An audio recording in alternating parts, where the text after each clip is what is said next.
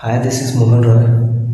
आज मैं डिस्कस करने वाला हूँ क्लास 9th का चैप्टर 8 और हमारा टॉपिक है मोशन। इसमें हम लोग देखेंगे कि कैसे कोई ऑब्जेक्ट एक ही समय में एक रेफरेंस से रेस्ट में होता है और एक रेफरेंस से वो मोशन में होता है। कैसे कोई ऑब्जेक्ट के स्पीड को नापा जाता है, कैसे उसका स्पीड बढ़ता है घटता है, काफ़ी चीज़ें हमें सीखने को मिलेगी यहाँ। तो चलते हैं, जल्दी से स्टार्ट करते हैं अपना ये टॉपिक और शुरू करते हैं। तो सबसे पहले क्या होगा, टॉपिक के बारे में हम लोग देखते हैं मोशन किसको कहेंगे। ठीक है, मोशन किसको कहेंगे। सिंपली हम लोग मोशन के बारे में क्या कर सकते हैं। मोशन क्या होता है, अगर कोई ऑब्जेक्ट एक समय में, मतलब एक फिक्स ड्यूरेशन में या कितने भी समय में अपना पोजीशन चेंज कर रहा हो। मान लो कि यहाँ पे कोई एक ऑब्जेक्ट है, उसको 1 सेकेंड के लिए ऑब्जर्व कर रहा है कोई, तो ये मान लो आदमी यहाँ से 1 सेकेंड में बढ़ करके यहाँ पे पहुँच गया। ठीक है, तो ये क्या कहलाएगा, ये मैन क्या है, मोशन में। ठीक है, तो इसी को अगर हम डिफाइन करने की कोशिश करें तो इसको क्या कह सकते हैं, डिफाइन करें तो इसको किस तरह से डिफाइन कर सकते हैं। देखिए,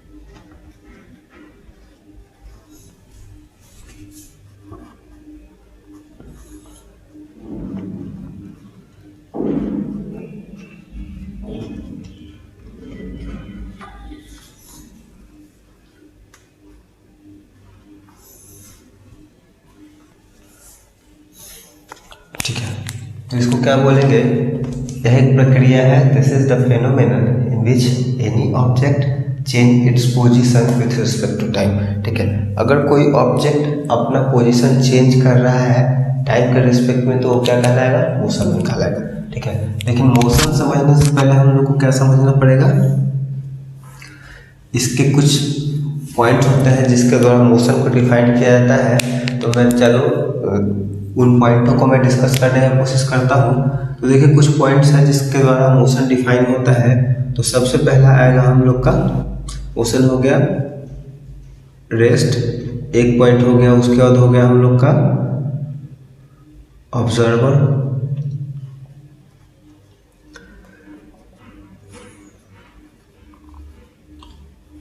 फ्रेम ऑफ रेफरेंस,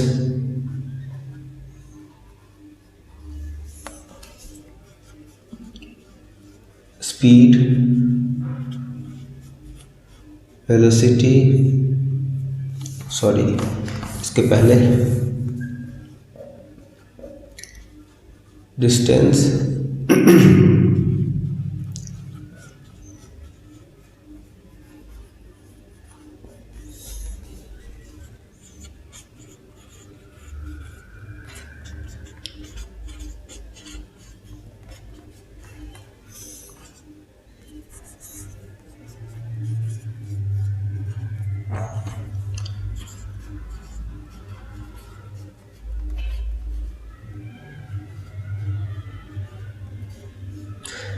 इन सभी टॉपिकों को बारी बारी से हम लोग समझने की कोशिश करेंगे और देखेंगे कैसे ये मोशन के ऊपर इफेक्ट अपना डालते हैं, किसी भी ऑब्जेक्ट के मोशन के ऊपर। तो सबसे पहले बात करेंगे इसका रेस्ट का। ठीक है, मोशन बढ़ने से पहले हमको ये जानना पड़ेगा कि रेस्ट क्या होता है। अगर कोई ऑब्जेक्ट रुका हुआ, जिस तरह से क्या है, मोशन क्या बताता है कि प्रक्रिया है जिसके द्वारा कोई ऑब्जेक्ट अपना पोजीशन चेंज करता है विथ रिस्पेक्ट टू टाइम। और रेस्ट में क्या होगा, वो अपना पोजीशन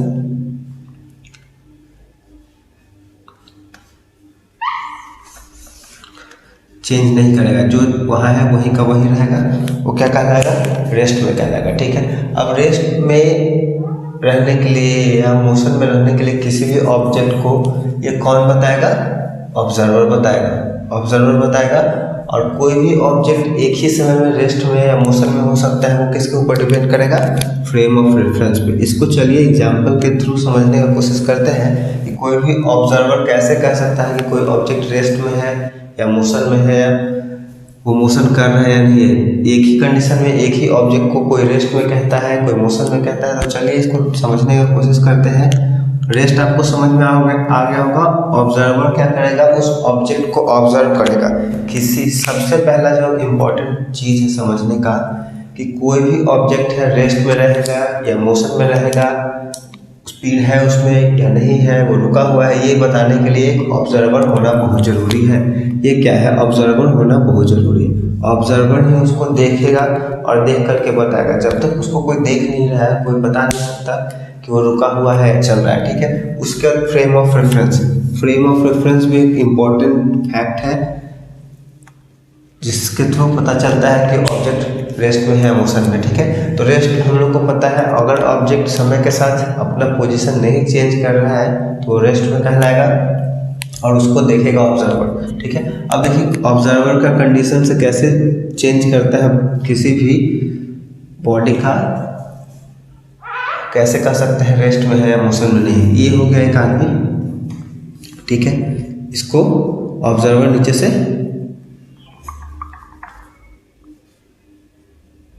ऑब्जर्व कर रहा है, ठीक है। ऑब्जर्वर इसको नीचे से ऑब्जर्व कर रहा है। ये क्या देखा कि एक समय में ये चलना शुरू किया था, यहाँ था, और कुछ समय के बाद ये आदमी यहाँ पहुँच गया, ठीक है। तो ये क्या बोलेगा कि ऊपर का जो मैन है ना वो मोशन है, ठीक है। ये एक ऑब्जर्वर है जो अर्थ के ऊपर या धरती के ऊपर या कहीं पे भी अपने घर के ऊपर खड़ा है और किसी भी ऑब्जेक्ट को या मैन को देख रहा है कि पहले यहाँ था और कुछ समय बीतने के बाद ये यहाँ पे पहुँच गया। तो वो क्या बोलेगा कि ऊपर का जो आदमी है वो क्या है, मोशन में, ठीक है। और ये हो गया फ्रेम ऑफ रेफरेंस, यहाँ पे हो गया लैंड, जमीन पे ये है, देख रहा है। अब एक इसी का दूसरा एग्जाम्पल देख लीजिए। यहाँ पर मान लीजिए कि एक बस चल रहा है या ट्रेन चल रहा है, ओके। अब बस ट्रेन में सीट है, सीट पे आदमी सब बैठा हुआ है।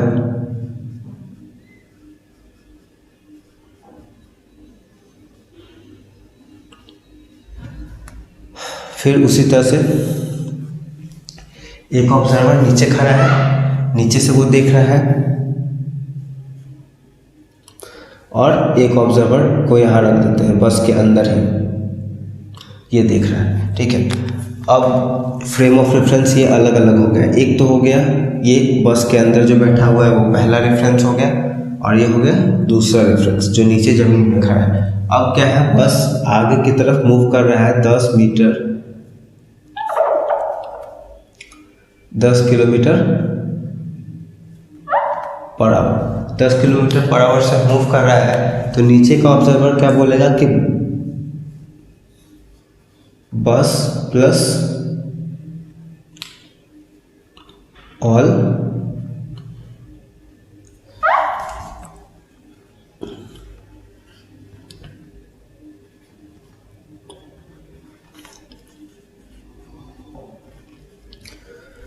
नीचे का ऑब्जर्वर बोलेगा कि बस और बस के साथ जितना भी उसमें पैसेंजर्स बैठे हुए हैं सब क्या है, बस के साथ मोशन में है, ठीक है।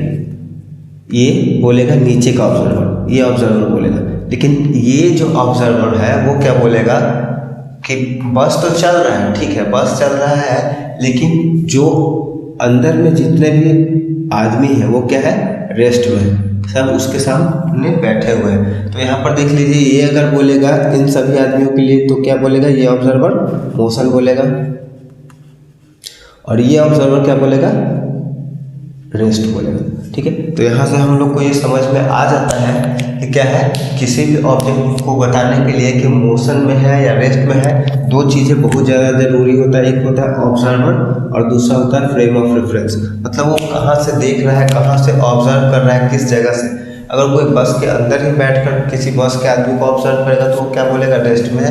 लेकिन नीचे से अगर कोई आदमी ऑब्जर्व कर रहा है तो वो बोलेगा मोशन में। उसके बाद बात करते हैं डिस्टेंस का। आई होप आपको समझ में आ गया होगा ये टॉपिक। अब बात करेंगे डिस्टेंस का।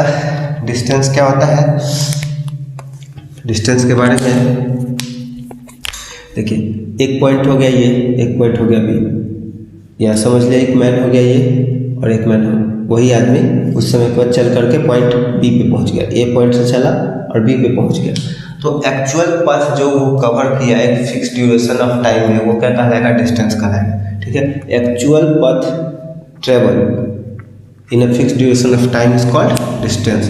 तो इसको समझ में आ गया होगा, मैं लिख देता हूँ।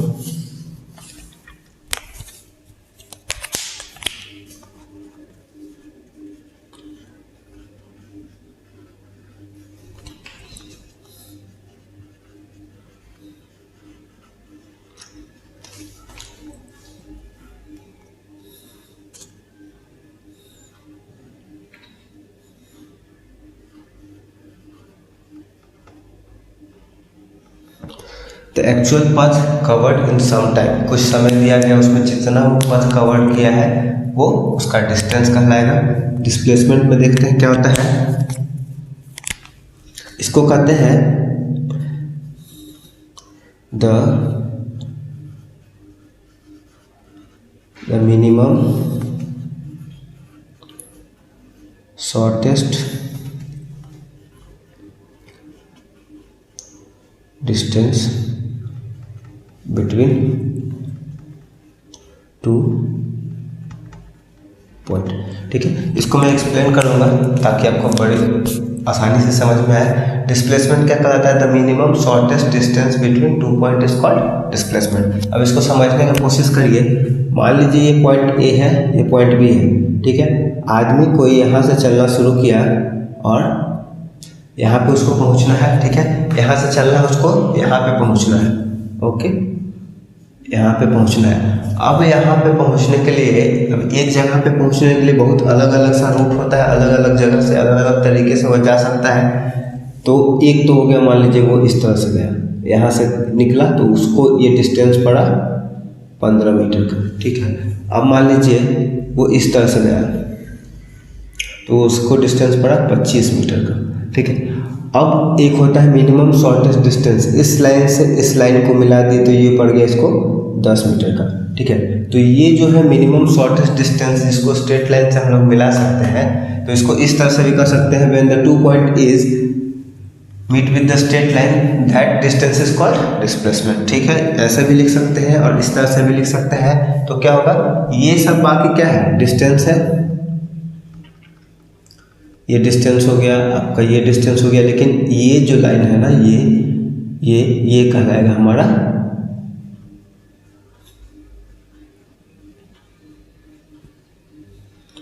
Displacement. Okay, the minimum shortest distance between two point is called displacement. ठीक है, तो इसमें समझने वाला यही बात था कि एक आदमी दो पॉइंट जो है, एक जहाँ से उसने चलना शुरू किया, दूसरा जहाँ वो पहुँचेगा या उसको जहाँ जाना है वहाँ पे जाने के लिए अलग अलग रास्ता ले सकता है, वो उसका डिस्टेंस कहलाएगा। लेकिन जो सबसे छोटा और सीधा रास्ता होगा वो उसका डिस्प्लेसमेंट कहलाएगा।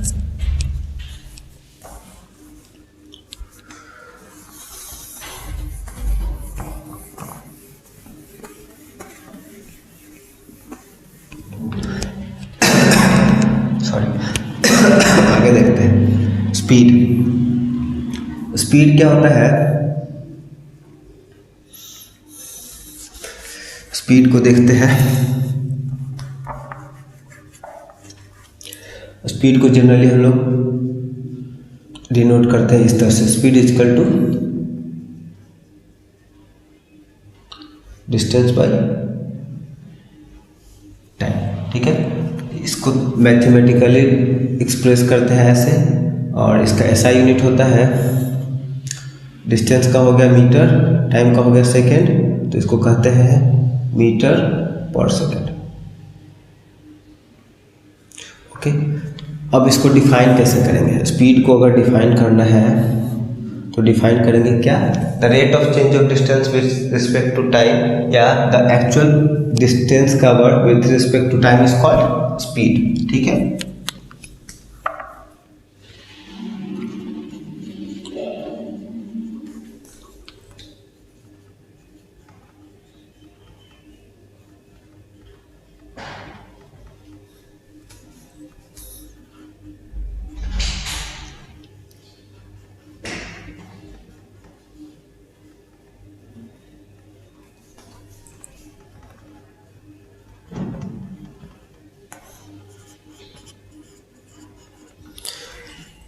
है। स्पीड को डिनोट किया जाता है v से, ठीक है, v से होता है, और यह एक होता है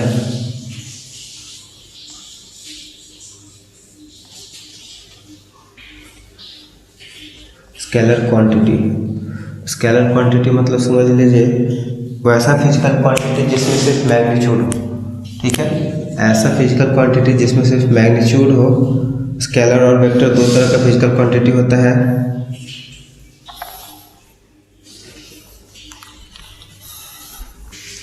जैसे मैं बोल दूँ 10 मीटर पर सेकेंड, ठीक है, तो इससे पता क्या चल रहा है कि कोई ऑब्जेक्ट है या कोई भी चीज़ है जो 10 मीटर पर सेकेंड के स्पीड से चल रहा है, ठीक है। तो ये है क्या, इसमें से पता चला इसका फिजिकल क्वांटिटी, ये है हमारा स्केलर। अब बोले 10 मीटर पर सेकेंड ईस्ट, ठीक है, तो इससे क्या पता चल रहा है कि कोई एक ऑब्जेक्ट है जो 10 मीटर पर सेकेंड के स्पीड से चल रहा है, उसका डायरेक्शन किधर है, ईस्ट की तरफ, पूर्व की तरफ से चल रहा है। तो इससे पता चलेगा क्या कि इसमें मैग्नीट्यूड और डायरेक्शन दोनों।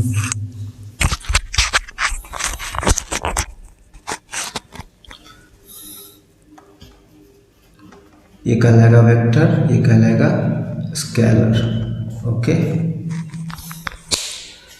ये कहलाएगा वेक्टर, ये कहलाएगा स्केलर। तो स्पीड क्या है, स्केलर क्वांटिटी, ये सिर्फ बताएगा कि कितना तेजी से कोई ऑब्जेक्ट मूव कर रहा है, how fast any object move, लेकिन डायरेक्शन नहीं पता चलेगा, तो क्या होगा, वो स्केलर क्वांटिटी हो जाएगा। थोड़ा थोड़ा मैं बस इंट्रोडक्शन दे रहा हूँ, फिर इसको डिटेल से पढ़ेंगे बाद में। अब चलते हैं वेलोसिटी के ऊपर।